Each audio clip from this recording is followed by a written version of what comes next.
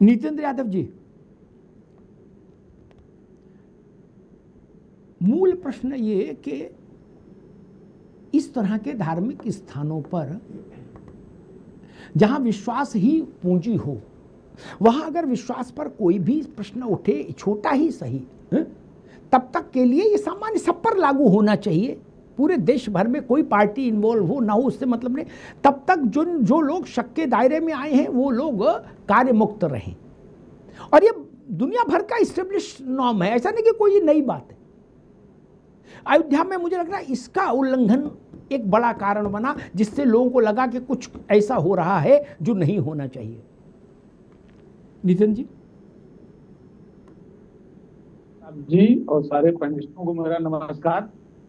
आज चूंकि आज आपने बहुत महत्वपूर्ण की, सारे पैनलिस्टों ने पूरी बिल्कुल बहुत अच्छी बात कह दी।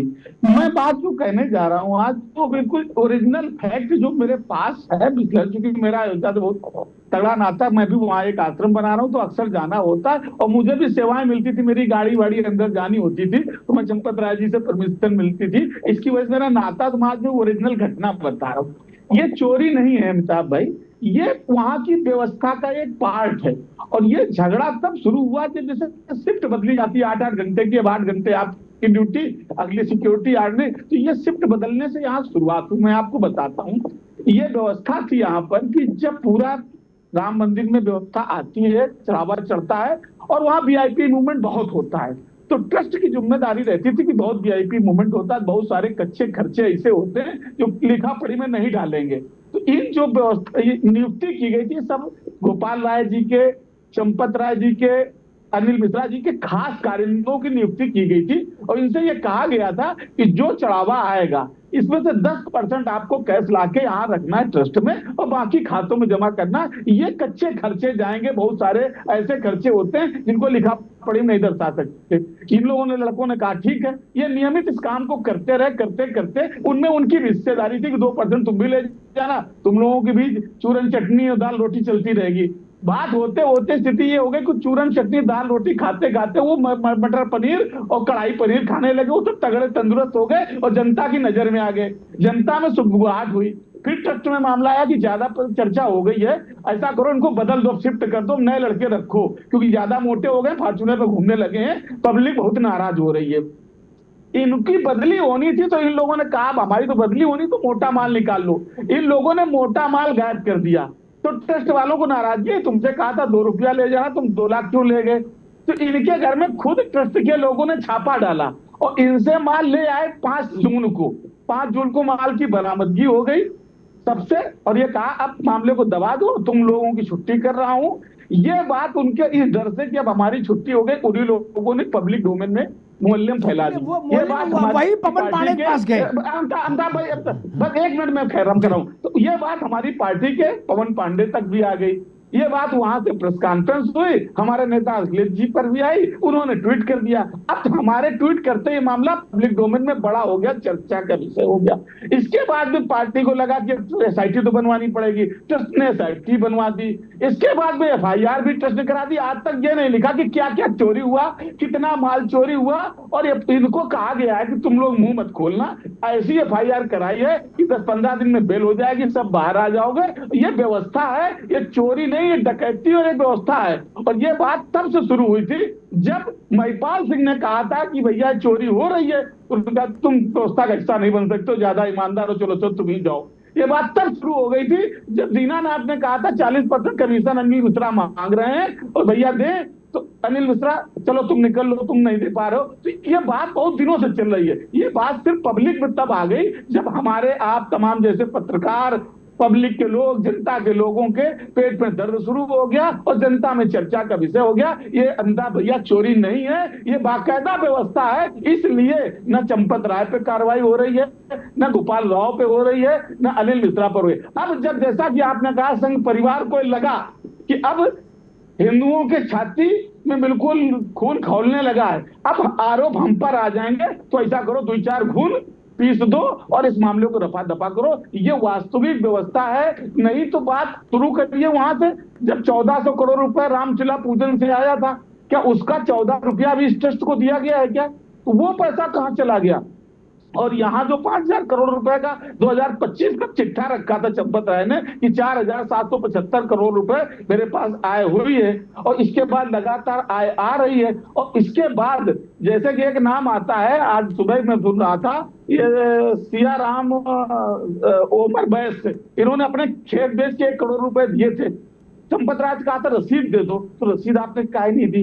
वो सिंधी समाज के लोगों ने चांदी चढ़ाई, रसीद दे दो, तो आप रसीद किसी को क्यों नहीं देते थे। ठीक है, और जो कमल के फूल आए थे, वो जो एक चंपत राय का बयान भी था, ये आपने कमल के फूल दिए, ये अयोध्या है, यहाँ गर्दन काट के लोग ले जाते हैं, क्या करें, इनको कहीं बेच देंगे। तो ये सब व्यवस्थाएं व्यवस्था का हिस्सा है भैया। और अब क्या है कि वो खुल गई व्यवस्था, तो अब सबको कुछ ना कुछ तो करना पड़ेगा, कुछ नहीं होगा। ये सिर्फ दिखावे की FIR है, SIT है। इसमें अगर जिस दिन पुलिस चाहेगी तो सबसे पहले चंपत राय, गोपाल राव, मिश्रा जी, ये सब लोग पहले नंबर पे दोषी हैं, क्योंकि ये इन्हीं के पास माल जमा है। और अगर ईमानदारी होती तो आप 5 जून को तो इनके चोरों के घर से माल बरामद कर लाए थे, तो आपने किस अथॉरिटी से रखा था, और रखा तो ट्रस्ट में लेखा जोखा किया क्या, इनकी चोरी का माल हमने बरामद कर लिया है, और उसी दिन पुलिस को तहरीर क्यों नहीं। ठीक है नितिन जी, ठीक है, अभी रुकना होगा। रत्नाकर जी, 2-3 सवाल बहुत बड़े हैं। पहला प्रश्न, जो बहुत बड़ी जनता में जिनका बहुत सम्मान और आस्था होती है, या जनता जिन स्थानों को लेकर बहुत संवेदनशील होती है, उनमें काम करने वालों पर निगाह रखी जाती है। जैसे मैं उदाहरण दूं, प्रधानमंत्री कार्यालय और प्रधानमंत्री के निवास दोनों में सैकड़ों कर्मचारी हैं। कितने? सैकड़ों कर्मचारी हैं। 50-50, 100-100 तो माली हैं। क्या? डॉक्टर से अमला है पूरा। सब पर आईवी की निगाह रहती है। क्या? नरसिंह राव जी के समय में मेरे एक छोटे भाई जैसे थे डॉक्टर तिवारी, वो नरसिंह राव जी के डॉक्टर्स के पैनल में शामिल थे। अरविंद जी, उन पर आईवी की निगाह 24 घंटे रहती थी। कहां सब्जी ले रहे हो, कहां से दूध ले रहे हो, किसके यहां ब्याह में जा रहे हैं, किसके यहां बारात में जा रहे हैं। क्या राम मंदिर कोई मोहल्ले का छोटा मोटा कार्यक्रम समझ लिए थे क्या? क्या बोले जाओ भाई चंपत बाबू तुम बात देखो समझो है। चंपत राय, आपको कभी समझ नहीं आया आप लोगों को कि भाई चंपत राय ये अरबों खरबों का समुद्र देखकर आदमी संतुलित रहेगा? वहां तो रिद्धि और सिद्धि दोनों नदियां वहीं गिर रही थी आके राम मंदिर में। कोई चला आ रहा है तो पता लगा के 51 बर्तनों का सोने का सेट लेके रामलाला के लिए चला आ रहा है नंगे पांव। बोले साहब इसी में भोजन खाएं, बोला ये अंदर रखवा दो। क्या रत्नाकर जी, ये छोटे छोटी चीजों से बचा नहीं जा सकता था? एक। दूसरा, चंपत राय से ये क्यों नहीं कहा गया अभी तक आप त्यागी हैं, आप महात्यागी हैं, परम त्यागी हैं, जो भी हैं, जब तक पाक साफ साबित नहीं हो जाए तब तक व्यवस्थापक की कुर्सी छोड़ दीजिए। रत्नाकर जी, मैं इस बात से भी सहमत नहीं कि वो ट्रस्ट है फलान। सरकार सब ट्रस्टों के ऊपर सरकार होती है। क्या हिंदुस्तान में कोई ट्रस्ट, कोई संस्था, कोई चीज ऐसी नहीं जो सरकार से ऊपर हो। लोक व्यवस्था सरकार का जिम्मा है। चंपत राय को नॉमिनेट किसने किया? भैया जी जोशी ने तो किया नहीं, ना मोहन राव भागवत ने किया। चंपत राय का अपॉइंटमेंट किसने किया? भारत सरकार ने। कौन है अपॉइंटमेंट करने वाला? भारत सरकार का गृह मंत्रालय। उसी ने चिट्ठी दी चंपत राय को ना कि चिट्ठी लो, अयोध्या जाओ, मौज लो। वो नहीं कह सकती थी कि कुर्सी छोड़ो? रत्नाकर जी, इसमें क्या समस्या थी? मान लीजिए इन तीनों को, ये तीनों बंद भी हो जाएं, जेल भी चले जाएं, इनको राम मंदिर में ये चोरी से पहले कोई जानता था? नहीं ना। ये देश में कभी कोई आंदोलन किए? नहीं ना। ये विनोबा भावे एक तरीके से पूरे देश की पैदल यात्रा किए? नहीं। क्या किए? कौन जानता है इनको? Tell me, who is Gopal Rao? कौन है? अनिल मिश्रा। नितेंद्र जानते होंगे, कितने बड़े डॉक्टर थे अनिल मिश्रा, हम तो जानते ही हैं। क्या हैं ये लोग? इनकी कोई सार्वजनिक जीवन में हैसियत तो है नहीं। चंपत राय को ट्रस्ट में नहीं रखते तो चंपत राय को उनका पड़ोसी नहीं जानता।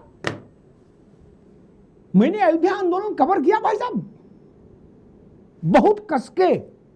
6 दिसंबर को कार सेवा होगी, ये खबर देने वाला देश का इकलौता पत्रकार मैं था, लिखने वाला। क्या हमने चंपत राय को कभी नहीं देखा मेन स्ट्रीम में कहीं, हमने तीसरी पंक्ति में भी नहीं देखा नेतृत्व की। रत्नाकर जी,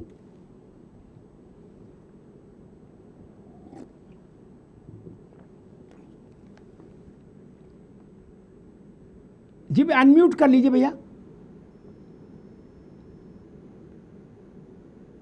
जी देखिए अमिताभ जी, पहले मैं सरकार का पक्ष रख लेता हूं, उसके बाद चंपत राय के ऊपर आ जाता हूं। चंपत राय की विवेचना जो है बहुत महत्वपूर्ण है, क्योंकि इस सारे प्रकरण में कहीं न कहीं सूत्रधार जो है यही 3 लोग की तरफ जो है इंगित कर रहा है, इशारा कर रहा है, तो उनके ऊपर भी विवेचना करना जरूरी है। देखिए अमिताभ जी, ये देश के लोग और उत्तर प्रदेश के लोग ये भलीभांति जानते हैं कि ये जो चंदा की लूट हुई है, जो इस पूरे चंदा चोरी का प्रकरण हुआ है, उस प्रकरण में दूध का दूध और पानी का पानी निश्चित रूप से माननीय योगी आदित्यनाथ जी करेंगे। और चाहे वो कितना भी बड़ा, कोई कह रहा है छोटी मछली, कोई बड़ी मछली, मैं तो कह रहा हूं वेल मछली ही क्यों ना, सारी मछलियों को जो है पकड़कर जो है वो हद में लाया जाएगा और रिकवरी भी किया जाएगा और उनको उचित सजा भी कानून के रूप में जो है वो मिलेगी। और जैसे ही सरकार को ये सारे प्रकरण के बारे में पता चला, सरकार ने तुरंत एसआईटी गठन किया। एसआईटी की रिपोर्ट 15 दिन में आई, जैसा कि योगी आदित्यनाथ जी ने कहा था। 15 दिन में आने के बाद उसके बाद ट्रस्ट ने 8 आरोपियों पे FIR भी किया, उनका न्यायिक हिरासत भी भेजा गया, उनके रिमांड भी लिया गया।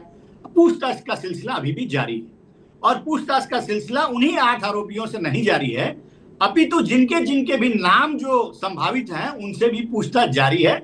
और चंपत राय जी, अनिल मिश्रा जी, गोपाल राव जी से भी एसआईटी की टीम ने घंटों पूछताछ की है और उनका बयान दर्ज किया गया है।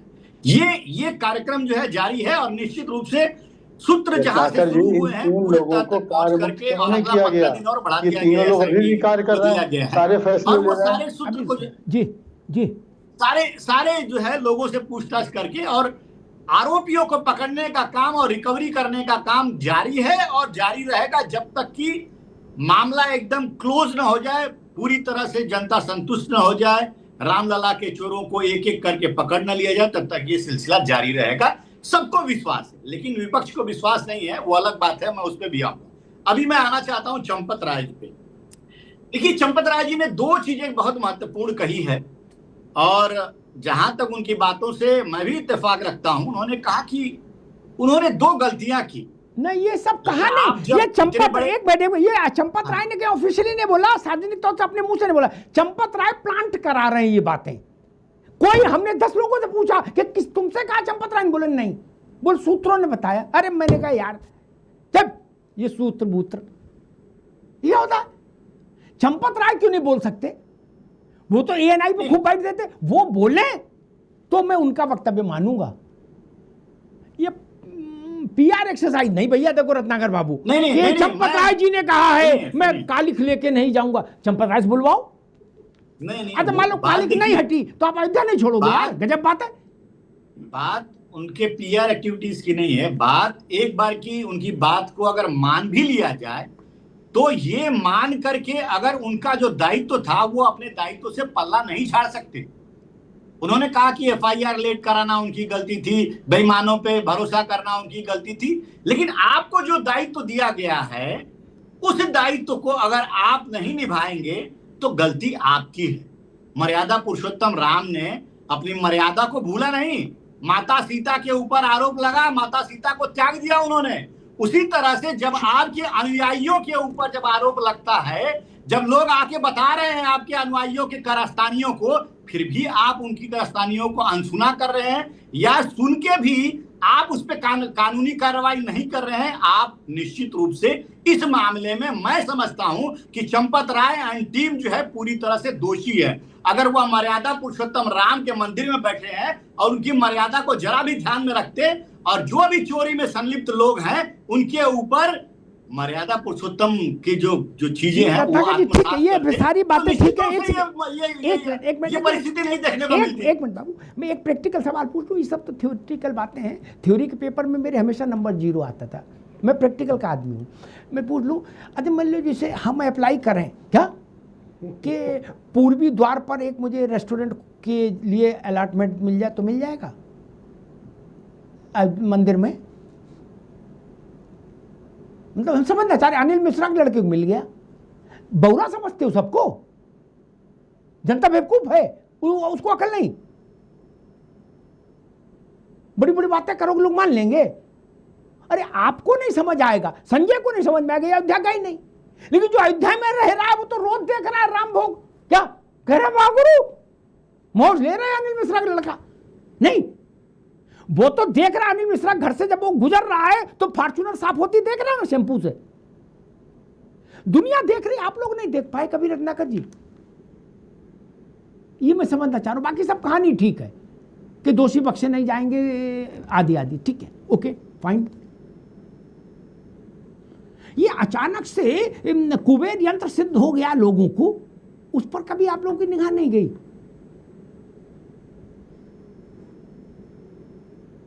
या आप लोगों ने ट्रस्ट बना के छोड़ दिया, बोले भाई अपनी मर्जी है, समुद्र में तैरो, चाहे मन आए सुन लो।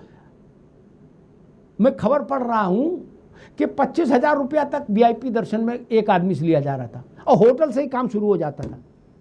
रत्नाकर जी, आप लोगों ने अयोध्या पर कभी निगाह नहीं रखी? यह चंपत राय जी के पास ऐसे विश्वव्यापी तीर्थ स्थलों के प्रबंधन का कोई अनुभव था? ये वेटिकन सिटी चलाते थे क्या पहले? चंपत राय क्या जानते हैं इतने बड़े संस्थान का चलाने का अनुभव? रत्नाकर जी, प्रश्न एक है, चंपत राय के पास ऐसा कोई पूर्व अनुभव था? ये गोल्डन टेम्पल के सीईओ रहे थे, ये तिरुपति बालाजी के चेयरमैन रहे थे, ये क्या जानते थे? ये बिजनौर से चले अशोक जी के पीछे पीछे झोला लेके, ये क्या जानते थे? रत्नाकर जी, किनके भरोसे हमने मंदिर छोड़ दिया? किसके भरोसे? चंपत राय की योग्यता बताइए। प्रोफेसर है वो, जगत गुरु भी होते तो भी मैं आलोचना करता। मैं विचित्र आदमी हूं। जगत गुरु का काम पूजा करना है। जगत गुरु क्या जाने कि यहां एआई कैसे अप्लाई होगा, कोड कैसे जनरेट होगा? जगत गुरु जानते हैं? नहीं ना।